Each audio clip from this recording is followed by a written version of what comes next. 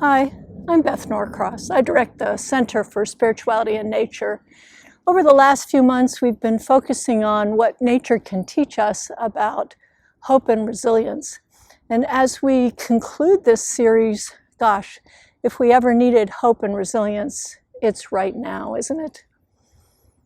From Mariupol to Buffalo to Uvalde, devastation, violence, sacrificing of innocence.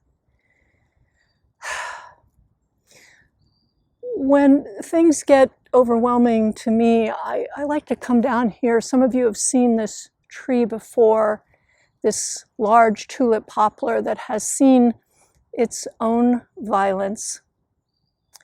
And I sit here with it and feel its pain and share my pain and our collective pain with it.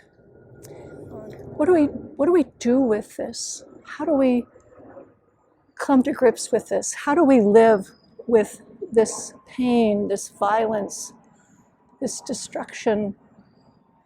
Well, this tulip poplar, as you can see, has had its own heart cut out, its own heartwood cut out, probably by lightning or disease or both.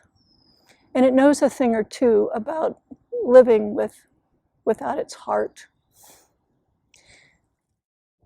And yet, if you continue to look up the tree, you'll see that in many ways it's still living and in some ways actually thriving.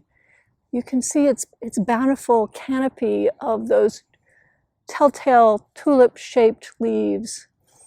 And the flowers, of course, are beginning to come out.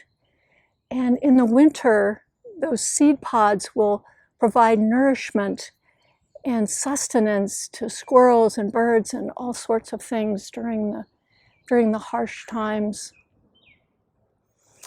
A wise friend said to me when I was asking her about how she lived through her grief and got through her grief, said to me, Beth, you don't get through it. You learn to live with it. And I think that's the lesson of this tulip tree, that even though its heart, its very heartwood has been cut out, somehow it continues to live, changed, different than that young, vigorous tree that had its full body intact, but still it serves, still it contributes, still it can be generous and help provide for the forest around it. I hope as you deal with your own losses and your own grief, as well as the grief of a nation, if not the world, that you find some comfort by these great wounded beings. And you're inspired by them and find solace with them.